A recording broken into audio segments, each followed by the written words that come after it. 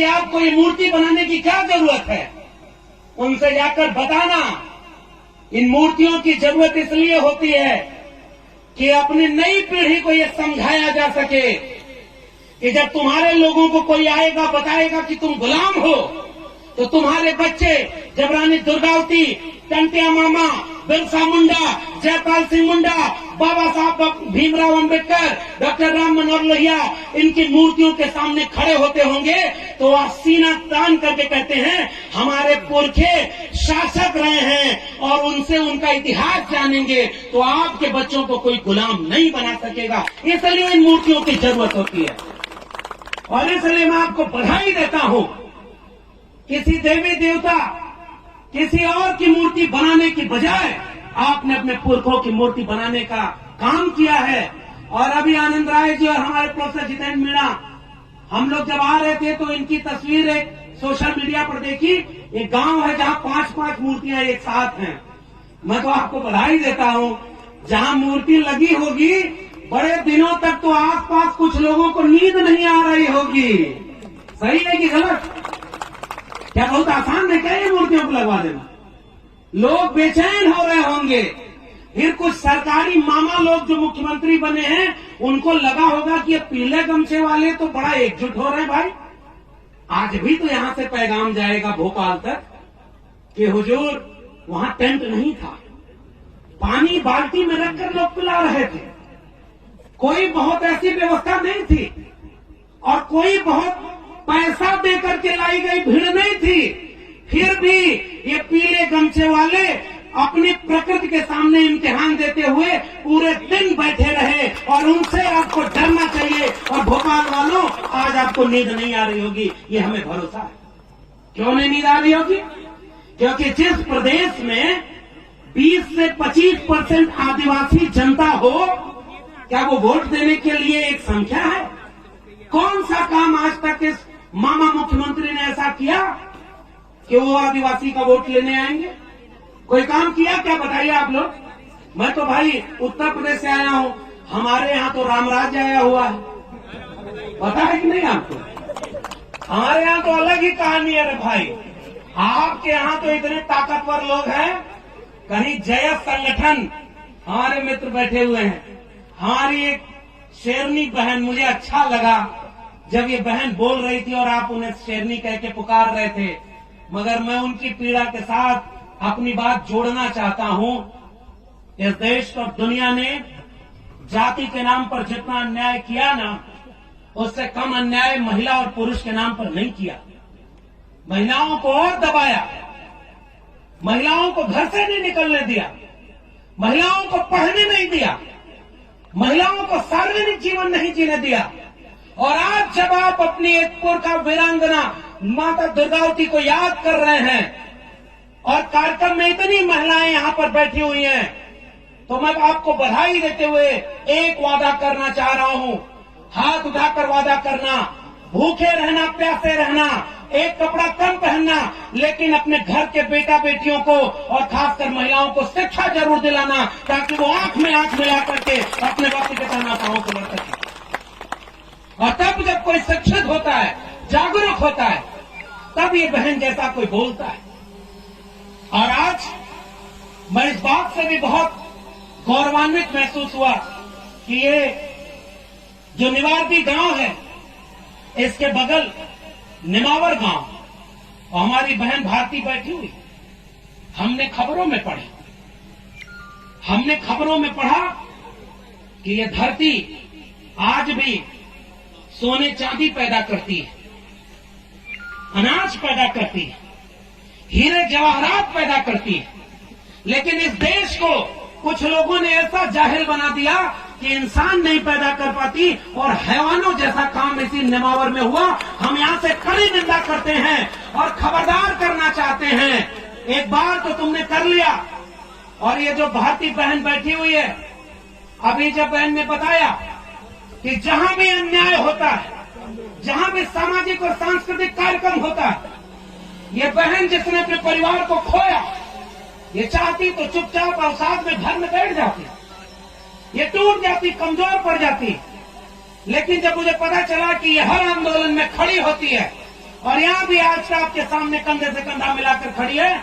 तो मैं आपको बहन ये वादा करना चाहता हूं कि हम शर्मिंदा हैं कि हमारी आंखों के सामने ये सब हुआ और हम कुछ न कर सके, लेकिन हमारी हिम्मत भी आपको मिले। आप निडर होकर के हमेशा खड़े रहना, आपके भाई आपके साथ खड़े रहेंगे ताकि हर मुश्किल में आपको अकेला न महसूस हो। और उन जालिमों से ये भी कहना चाहते हैं कि खबरदार, आइंदा कभी ऐसा जरूरत की तो इस देश और दुनिया में जो प्रकृति को पूजते हैं वो करारा जवाब देंगे। इस बात का भी याद रखना, और ये बात कभी भी वहां तक न जाने पाए, इस बात को आप पहुंचाइएगा कि अब आप किसी के जुल्म को सहने वाले नहीं हैं। अब ईद का जवाब पत्थर से देने के लिए भी तैयार रहिएगा और भारत के संविधान के हिसाब से करिएगा। और इसलिए मैं आपके बीच में आया हूं साथियों, वक्त बहुत खराब है और आप इस मंच को इसलिए सजाए हैं, देश के आजाद हुए 75 साल हो गए, देश में संविधान लागू हो गया, सब कुछ चल रहा है, लेकिन आज भी अगर इस देश की आदिवासी आबादी को इस बात के लिए संघर्ष करना पड़े, आंदोलन करना पड़े कि ये जल जंगल जमीन पर हमारा हक है, हम इसे आपको छीनने नहीं देंगे। सजग रहिएगा। कुछ लोग आपके लोगों को तोड़ करके ले जाएंगे, उनको भी पीला गमछा पहनाएंगे। और मैं एक तस्वीर देख रहा था, ये हमारे बड़े भाई आनंद राय जी हैं, बड़े फाइटर व्यक्ति हैं, इन्होंने एक तस्वीर सोशल मीडिया पर लगाई कि भोपाल का ये मामा मुख्यमंत्री हो या दिल्ली में बैठे हुए सरकार का राष्ट्रीय अध्यक्ष हो, जीवन में शायद पता नहीं पीला गमछा कभी लगा हो या न लगा हो, चुनाव नजदीक आया तो सारे पीला गमछा पहन करके रैली कर रहे हैं, सब पहन लिए पीला गमछा। इसका मतलब समझ रहे हैं, आपकी ताकत तो ताकतवर हुई।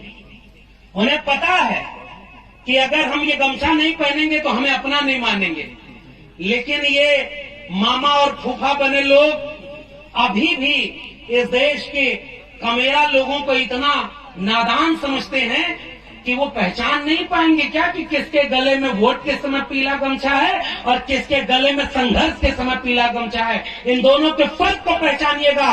जो मौसम बदलने पर रंग बदल करके आपका वोट लेने आएंगे, सजग रहिएगा।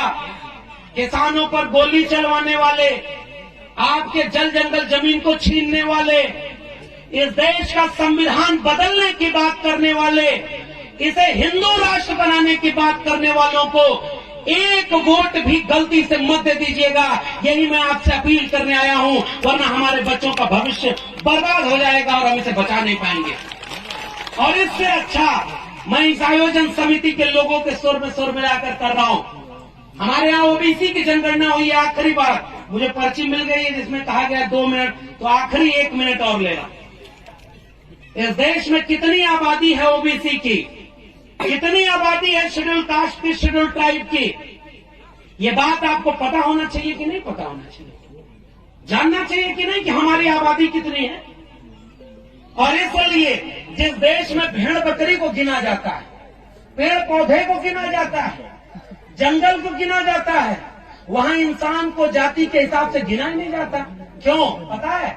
बिहार अभी जाति जनगणना करवाया है, और जाति जनगणना करवा के बिहार में क्या पता चला पता है?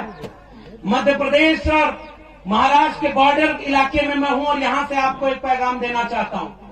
बिहार ने जब जाति जनगणना कराई तो पता चला कि 85 से 90% वो लोग हैं जो SC ST OBC में बांट दिए गए हैं, जो हाथ से श्रम करके अपनी मेहनत से गुजारा करते हैं, और 10% केवल वो लोग हैं जो परजीवी हैं, हमारी मेहनत के ऊपर परजीवी बन के गुजारा कर रहे हैं। केवल 10% है। अब असली खेल क्या समझ में आया? जिनकी आबादी 10%, उनके प्रोफेसर 90%, उनके डॉक्टर 90%, उनके पास जमीन 90%, उनके पास संपत्ति 90%, उनके पास बिजनेस व्यापार 90%, और हम 90% लोगों के पास 10% भी ये चीज नहीं। बताओ, हमारे प्रोफेसर जितेंद्र मीणा दिल्ली विश्वविद्यालय से आए हैं, हमने आरटीआई लगा के पता किया है 2020 तक इस देश के केंद्रीय विश्वविद्यालयों में 1% भी शेड्यूल्ड ट्राइब का प्रोफेसर नहीं है। अगर आबादी आपके 8 से 9% है तो आपके क्या 8 से 9%, 10% प्रोफेसर आदिवासी के नहीं होने चाहिए? आपको पता है कि नहीं कि सुप्रीम कोर्ट का एक भी जज आदिवासी नहीं है? फिर ये सुप्रीम कोर्ट किसका है?